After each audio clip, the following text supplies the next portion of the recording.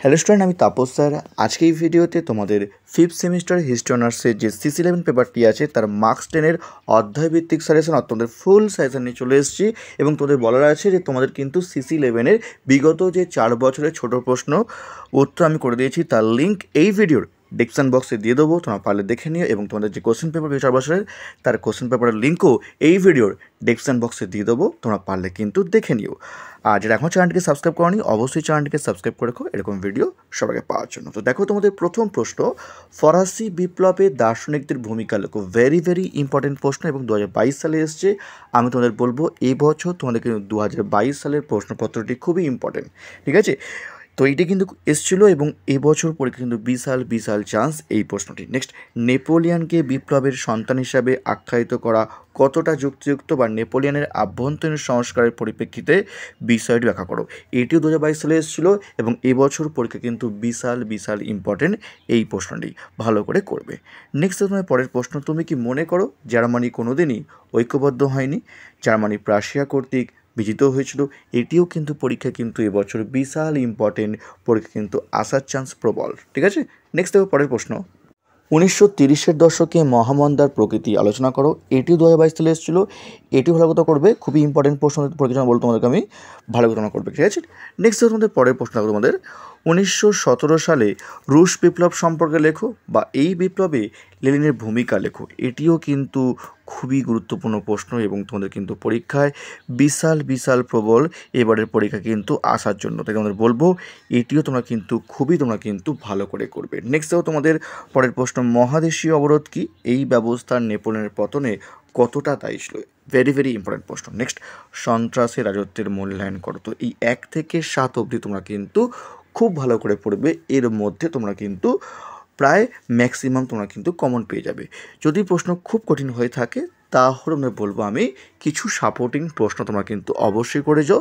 তো তোমায় বলবো এই 1 থেকে 7 তোমরা কিন্তু সব থেকে ভালো করে করবে। তোমরা হয়তো এর মধ্যে তোমরা কিন্তু 3টি প্রশ্ন কমন পেয়ে যাবে। তা সত্ত্বেও বলছি যদি প্রশ্ন কঠিন হয় তোমরা বলবো অন্তত তোমরা কিছু সাপোর্টিং অন্তত করে যাও। তো তোমার সাপোর্টিং প্রশ্ন তোমার দেখো, তোমাদের তুমি কি মনে করো মেটারনিক ব্যবস্থা একটি রক্ষণশীল ব্যবস্থা ছিল? এটি সাপোর্টিং প্রশ্ন। নেক্সট দেখো, ইংল্যান্ডে কেন সর্বপ্রথম শিল্প বিপ্লব হয়? দেখো, সাপোর্টিংয়ের মধ্যে সব থেকে প্রবল এই প্রশ্নটি, কারণ এই প্রশ্নটি এমনই প্রশ্ন হয় 5 মার্কস না হলে 10 মার্কস, তোমাদের কিন্তু প্রবল চান্স আছে এই প্রশ্নটি, তাই তোমরা কিন্তু একদমই বাদ দেবে না প্রশ্নটি। ভেরি ভেরি ইম্পর্টেন্ট প্রশ্ন তোমাদের কিন্তু এবারের পরীক্ষার জন্য, ঠিক আছে? নেক্সট দেখো তোমাদের পরের প্রশ্ন, সাপোর্টিং দেখো তোমাদের প্রথম বিশ্বযুদ্ধ কি অনিবার্য ছিল বা এই যুদ্ধে জার্মানি কতটা দায়ী ছিল? প্রথম বিশ্বযুদ্ধ ভেরি ভেরি ইম্পর্টেন্ট প্রশ্ন। নেক্সট, হিটলারের বৈদেশিক নীতি বিবরণ দাও। তো এগুলো তোমরা ভালো করে পড়বে। তারপর তোমরা কিছু এক্সট্রা প্রশ্ন জাস্ট দেখে যেও, যাতে যদি প্রশ্ন খুবই কঠিন হয়ে থাকে তাই তোমরা লিখে আসতে পারো, যাতে কোনো প্রশ্ন ছেড়ে আসতে না হয়। যদি তোমাদের বলবো যারা 1 থেকে 7 ভালো করে পড়বে তারপর সাপোর্টিং করলে এর মধ্যে তোমরা 3টে পেয়ে যাবে। তা সত্ত্বেও বলছি যদি বাই চান্স কঠিন হয়ে থাকে তাহলে তোমাদের কিন্তু এক্সট্রা প্রশ্ন তোমরা বাঁচিয়ে দেবে। তো তোমাদের বলবো আগে 1 থেকে 7 ভালো করে পড়ো, তারপর তোমার সাপোর্টিংটা পড়ো, ঠিক আছে? তারপর তোমরা এক্সট্রা জাস্ট দেখে যাও, তোমরা পরীক্ষায় লিখে আসতে পারো পরীক্ষা, ঠিক আছে? দেখো এক্সট্রা প্রশ্ন তোমরা দেখো, 1870 থেকে 1914 সাল পর্যন্ত সময়কালকে সাম্রাজ্যবাদীর যুগ বলা হয় কেন? ঠিক আছে? নেক্সট দেখো, রুশ শিল্পায়নে রাষ্ট্রের ভূমিকা লেখো, ঠিক আছে? তো এই ছিল তোমাদের এক্সট্রা প্রশ্ন।